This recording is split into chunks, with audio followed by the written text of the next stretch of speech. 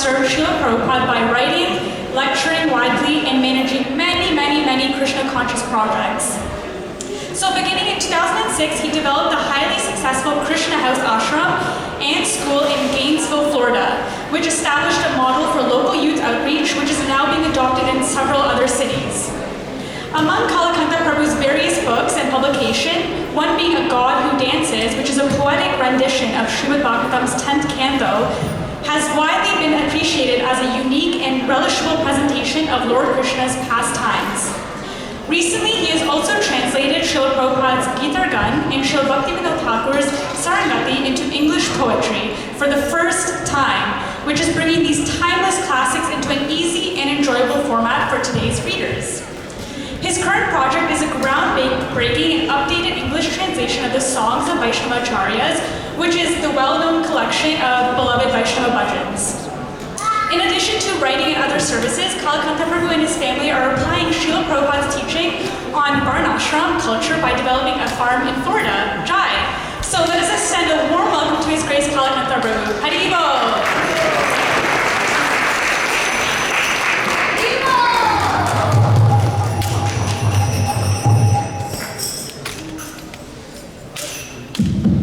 Hare Krishna. Thank you for being here tonight. Yes, this is such a treat for me to visit Toronto, this amazing city, even though it's snowing and I'm from Florida.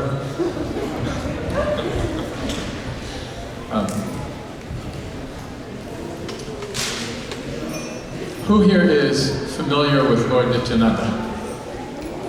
Okay, so for many of you, this is a new personality. I'll just take a moment and introduce you. Nidyananda means eternal bliss. Nidyananda Prabhu was an associate of Chaitanya Mahaprabhu about 550 years ago in West Bengal. And this is the Yuga avatar. Chaitanya Mahaprabhu is Krishna's incarnation for the current age, Kali Yuga. In the Gita, as you know, Krishna says, Yada yada hi dharmasya glanir bhavati bharata. Krishna comes whenever there is a decline in religion and a rise in irreligion. So Chaitanya Mahaprabhu broke down all kinds of barriers of caste, of age, of ethnicity, to make the timeless teachings of the Bhagavad Gita available to everybody all over the world. That was his great gift. He did not adhere to the idea that only Brahmins could know Brahman. Rather, everybody who was sincerely interested in spirituality could come to the highest understanding of God and the absolute truth. In the 1800s, the great Vaishnava writer Bhaktivinoda Thakur embraced the teachings of Chaitanya and brought them to the English language. He was a pioneer and started the vision that a movement like this could take root all over the world. In Russia, in China, in North America, Australia, Africa, South America, everywhere. This Hare Krishna movement, the banner of Chaitanya Mahaprabhu, has become prominent, successful, and turned the lives of countless people like me, born in very unqualified situations, into devotees of Krishna. So Nidyananda Prabhu was the right-hand man for Chaitanya Mahaprabhu. He's the incarnation of Balaram. So Krishna himself came 5,000 years ago. Before that, Lord Ram appeared, So Lord Ram had a younger brother named Lakshmana. Lakshmana urged Ram when he was banished to the woods. He said, don't go to the woods, stay here and run the kingdom. And Ram said, no, it's my father's desire, I must go. And when he was going, he said, Ram, don't take Sita. And Ram said, she wants to go, she's my wife, what can I do? So Sita came, and of course, so much trouble ensued. So Lakshmana decided, next time around, I'm not going to be the younger brother, I'm going to be the older brother. So when he came as Balaram, he was the older brother of Krishna. And still Krishna wouldn't do what he wanted. Balaram said to Krishna, don't get involved in this battle of Kurukshetra, just stay out of it. It's our family squabble, don't get involved. Krishna said, all right, I won't lift any weapons. I'll just let my army go on one side and I'll drive a chariot on the other side. So Balaram was disappointed and he just left. This is what led Lord Balaram to decide, next time around, I'm just going to do whatever I want to do. This is Lord Nityananda. He's an avadut. For example, Lord Chaitanya accepted the renounced order of life, sannyas, and he had a sannyas danda. And Lord Nityananda, to him this made no sense. Why should the Supreme Personality of Godhead have to be a sannyasi? He became a sannyasi so people would respect him and not commit offenses. But Nityananda did not like that. He took that danda and broke it in 3 pieces and threw it in the river. So this is Lord Nityananda. He is a free spirit, and his only interest is helping people come closer to Lord Krishna. So in this song, Bhaktivinoda Thakur, the great scholar and writer from the 1800s, wrote about Lord Nityananda setting up a marketplace of the holy name next door to his house in Surabi Kunja.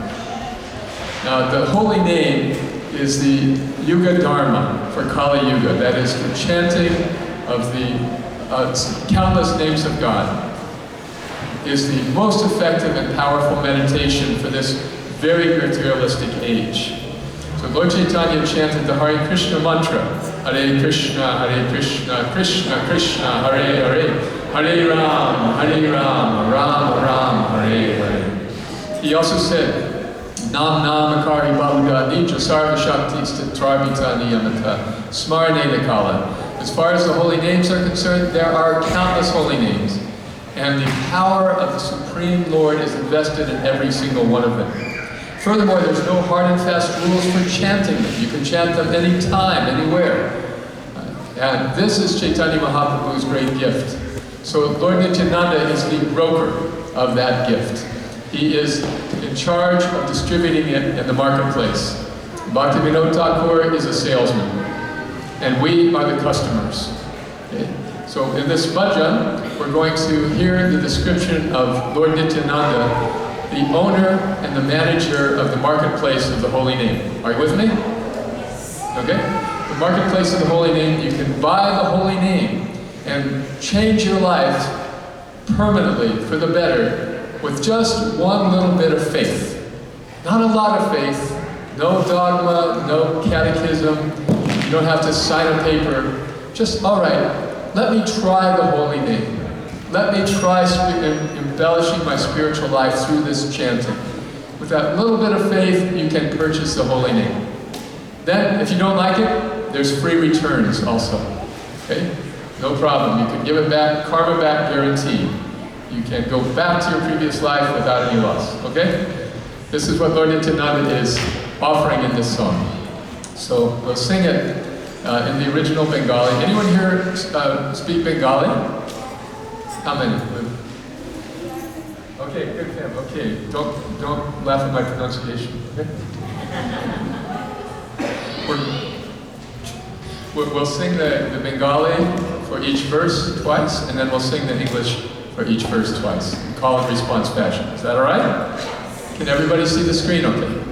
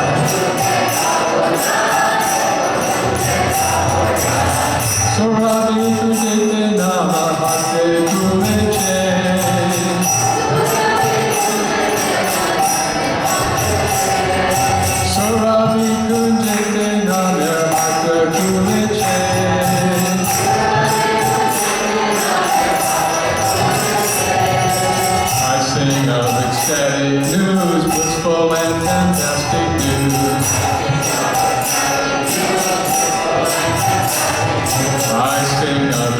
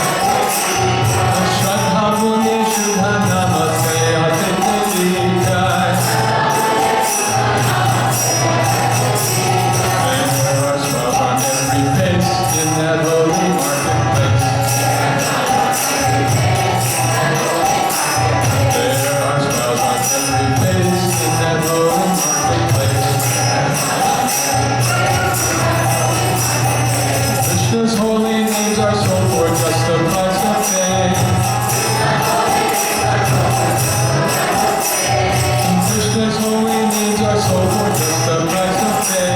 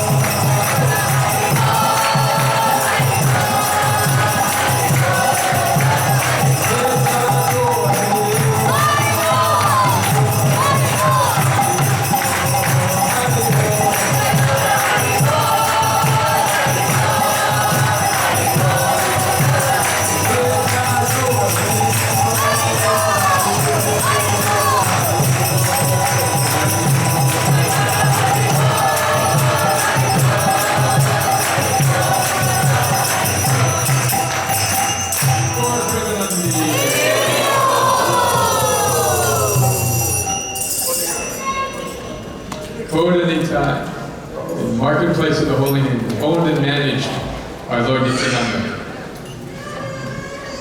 Any reflections on this? Any questions about these verses? Anyone like to discuss any of them?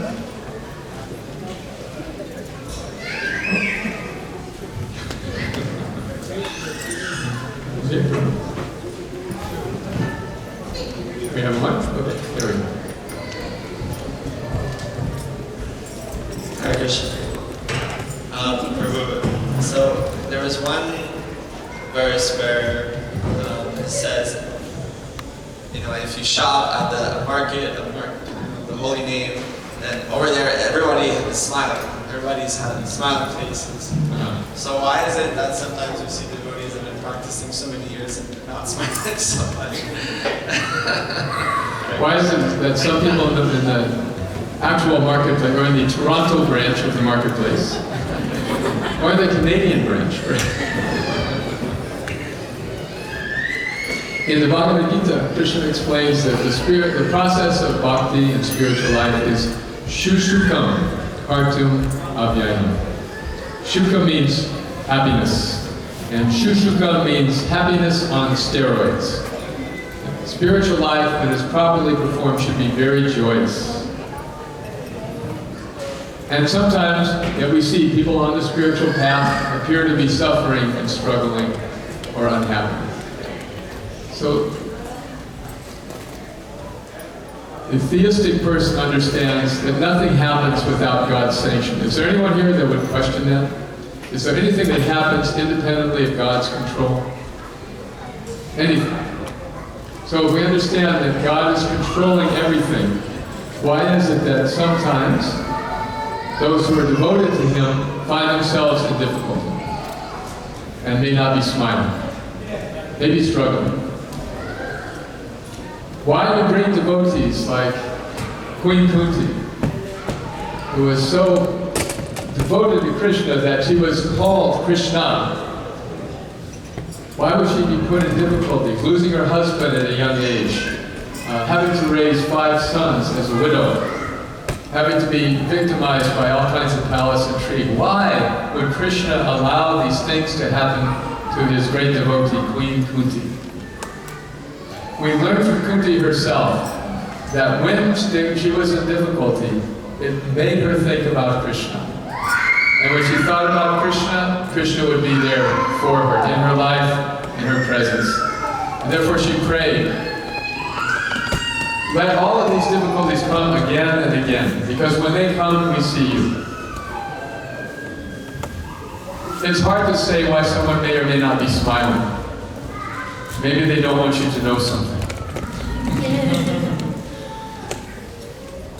But the difficulties are real and tangible and acceptable. And we all experience them. So this is the reason why. This material world is not our home. It's not where we belong. We are meant to be in the spiritual world. But we've chosen to come to this world where we suffer birth and death. And we suffer birth and death as long as we have things in this world that we aspire to enjoy and experience. Krishna is very kind, He's very neutral. He gives us whatever it is that we want. So if we want to be separate from Him, He lets us be separate from Him. If we want to be the center of everything and not acknowledge His supremacy, He lets us think we are the center of everything. Although, of course, that is just an illusion. So, in this attempt to enjoy this world, we find ourselves suffering. We are going through various changes of body that we don't wish. We don't like to grow old, but we're forced. We don't like to get disease, but we're forced. And ultimately, we don't want to die, but we're forced. So people not understanding this miss the purpose of life. For example, it's said that a cobbler, a poor man, will wear scraps and rags all his life, but when he dies, then they'll dress him in velvet. I'm trying to give some meaning to their life. Our point in spiritual life and Krishna consciousness is not to wait until the time of death to meet these realities, but rather to be aware of them now. In the course of learning about the realities of life, we just have to look no further than the experience of every human being. Everybody has had to undergo these miseries. When my guru went to London in 1969, it was a big thing because, of course, Britain had ruled India for centuries. So here the Swami went to London, where his disciples had started a temple and was attracting a lot of attention. And so the reporter from the British newspaper came and asked him, Swamiji, do you have a concept of hell in your religion? He said, yes, London is hell. That made the newspapers. Swami calls London hell. He said, of course, it is a great credit to the British people that they have established such a great civilization in such a hellish climate. So, Toronto is also hell. So is Florida. Even in the higher worlds of the demigods, like Lord Brahma or Lord Indra, Brahma Bhuvanal Loka Kim Punana Vritina Orjuna, still birth and death is going on. Even though the lifetimes are very extended and the enjoyment is very great, still the same limitations are there. So what Lord Nidyananda is teaching is just to face these realities and discover the joy of the holy name. So if there are no smiles on face in the marketplace, on someone's face, we should understand Krishna has some way of dealing with each one of us. A mother who truly loves her child will discipline the child. It's not for her sake, it's for the child's well-being. So in the same way, as we turn ourselves towards Krishna and appeal to Him to help us get out of this materialistic world, He will sometimes help us with a little discipline. Just to help us have the conviction that, yes, we do not want to be in this hellish place anymore. Make it this the last lifetime, this lifetime, the very last one. And at the end of this life, go back to Godhead. This gives life meaning and fulfillment like nothing else. At least from my experience, I've had the pleasure and the joy of practicing bhakti since I was 18 years old, so 53 years ago. And all this time, as I look back now, I feel that those years were so well invested, and I'm very grateful. This is a gift of Srila Prabhupada on behalf of Lord Nidyananda that we're sharing with you here at Iskcon Toronto. I hope that answers your question. Thank you. All right, anything else before we go on? How are we doing for time? We have good work for 10 minutes. All right. Yes. So one of the lines, it also said that Krishna doesn't care about your knowledge, money, or even your birth. And that reminded me of something I read, that Krishna only really cares about our sincere love and devotion. He only wants us to turn to Him with sincere love. Thank you. Yes, Krishna only wants our love. Krishna, God, He owns and possesses everything. He already owns everything. What does He need from us? What can we possibly offer Him that He doesn't have already? There's only one thing, and that is our love. We have the power to direct our love wherever we may choose. Love can never be coerced. In the tradition in which I was raised, God was presented as a very fearsome man. Threatening. You better obey or you're going to hell. This threat was always there. What kind of loving relationship can you have with somebody who's threatening you? Yeah? If you hold a gun at me and say, do you love me? I'll say yes. So, love must be given voluntarily. Therefore, Krishna is not interested in what we may know, what we may own, what we may have, what birth we take. He's not interested in any of that. He's just interested, do we love Him sincerely? Are we giving our love to Him freely? Are we recognizing that all the other relationships we may have in this world will end, but this relationship will carry on even after the death of this body? One who thinks of me, Krishna says, when leaving this body will not have to take birth again in the material world. Just think about that for a moment. Taking birth. I mean, it's wonderful for the father. It's a little less wonderful for the mother. But it's really tough on the baby. Have you ever seen a baby born laughing? It's suffering right from the get-go. It's painful. And then it just goes on and ends in the same way. It's not a question of whether we will leave this body, but just when and how. Right? So we're in a prison. We're in a situation that we cannot control. We can't stop it. We can't win. We can't break even, and we can't quit. Therefore, turning our love from the things of this world to Krishna is giving that one thing to Krishna that we can voluntarily give that he desires so much. And when we take one step toward Krishna, he takes 100 steps towards us. He is just waiting for our voluntary offering of that love. We don't have to stop loving our families, our children, our country, our dogs, whatever it is, wherever we are investing our love. We just need to know where our first priority should be. When we would take vacations, my father would always tell me, put the biggest suitcase in the trunk first. You put the biggest one in first, you can always fit the smaller ones around. So similarly, if we give our love to our neighbor first, there's plenty of room for loving his other sons and daughters. So this is Lord Nityananda's gift. Just give your love to Krishna, and then your life will become full of smiles. Why? Because the basic problems are solved. No longer do we have to be afraid of death, postponing it. We just understand it will come when Krishna desires. If I'm sick, that must be Krishna's arrangement for some reason. So this is the beautiful gift of Chaitanya Mahaprabhu, Lord Nityananda, and Srila Prabhupada. All right, thank you. Haribo. Hare Krishna. Do we have time for one more short bhajan? Yeah. Okay, we'll do one more short bhajan. So this is another appreciation for Lord Nityananda, whose appearance day is tomorrow. And this is celebrating the wonderful movement, Hare Krishna movement that he inaugurated.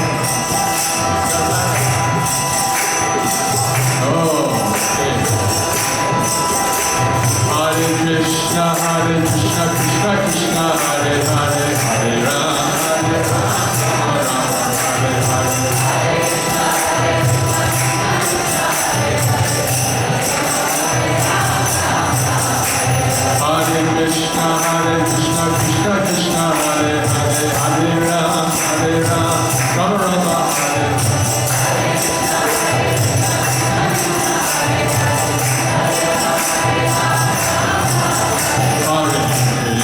Hare Krishna, Krishna Krishna, Hare Hare, Hare Rama, Rama Rama, Hare Hare.